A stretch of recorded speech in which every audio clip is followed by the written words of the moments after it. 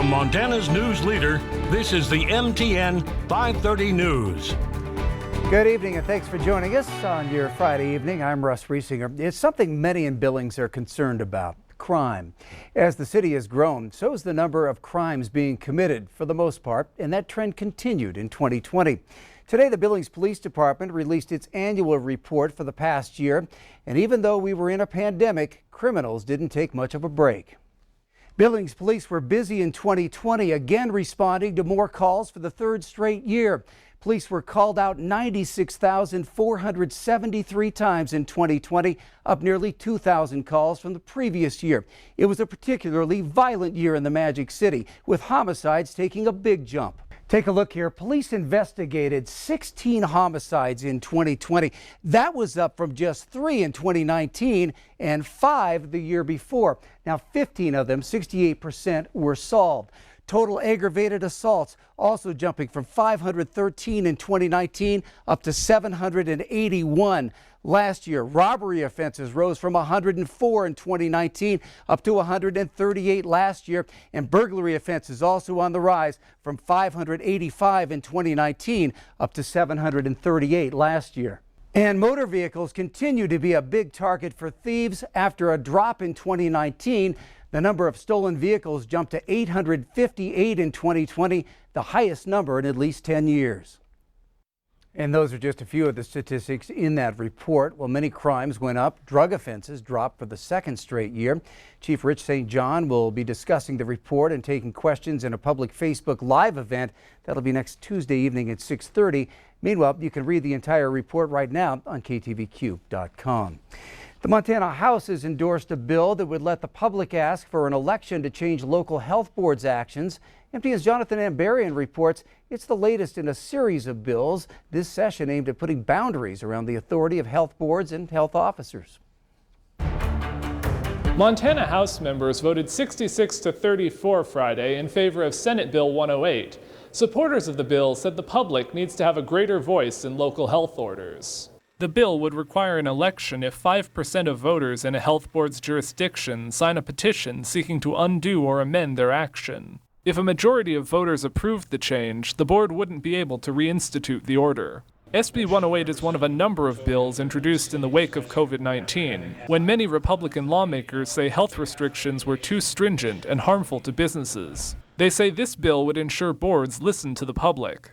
Opponents of the bill acknowledged many people were unhappy with health boards' decisions, but said they did the best they could with limited information about COVID. The health departments were scrambling to keep their residents safe, and I view this as just another bill to block the health departments from doing the work that they need to do. I think this bill really sends a very good statutory reminder to the folks that are making these decisions that, hey, you answer to the public, you answer to the citizens, and they're looking over your shoulder and they want to make sure what you're doing is right. Several other bills on emergency health regulations are still moving forward. House Bill 121 would let county commissions or city councils modify or remove a health board's directive. It has passed both chambers and is going to Governor Gianforte's desk. House Bill 257 is set to be heard by the full Senate. It would prevent localities from requiring businesses to enforce certain health orders. SB 108 was heavily amended in the House. If it passes a final vote in the House next week, the Senate will have to vote on whether to accept the changes. In Helena, Jonathan Ambarian, MTN News. Well, the nation's oil and gas industry keeping a watchful eye on federal court in Maryland, where the fate of the Dakota Access Pipeline is at stake. The result of today's hearing is the DAPL pipeline will remain in operation while the federal government reviews the environmental impacts.